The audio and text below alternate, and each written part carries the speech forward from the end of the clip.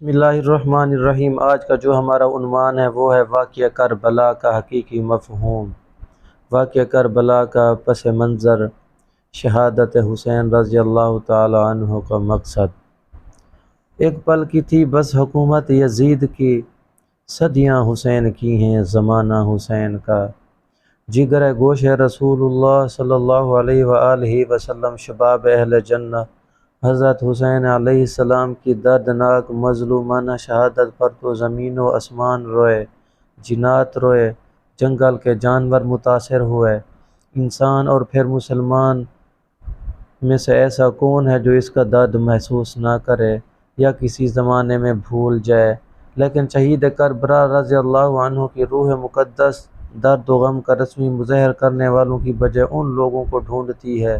جو ان کے درد کے شریک اور مقصد کے ساتھی ہوں۔ ان کی خاموش مگر زندہ جاوید زبان مبارک مسلمانوں کو ہمیشہ اس مقصد عظیم کی دعوت دیتی رہتی ہے جس کے لیے حضرت حسین بے چین ہو کر مدینہ سے مکہ اور پھر مکہ سے کوفہ جانے کے لیے مجبور تھے، اور جس کے لیے اپنے سامان، اپنے سامنے، اپنی اولاد اور اپنے اہل بیت کو قربان کر کے خود قربان ہو گئے۔ واقعہ شہادت کو اول سے آخر تک دیکھیے تو حضرت حسین رضی اللہ تعالی عنہ کے خطوط اور ان کے خط کو پڑھ کر غم سے پڑھیے تو آپ کو معلوم ہوگا کہ ان کا مقصد یہ تھا: کتاب و سنت کے قانون کو صحیح طور پر رواج دینا، اسلام کے نظام عدل کو از سر نو قائم کرنا، اسلام میں خلافت نبوت کی بجائے ملوکیت اور آمریت کی بدعت کے مقابلے میں مسلسل جہاد، حق کے مقابلے میں زور و زہر کی نمائشوں سے مرعوب ہونا،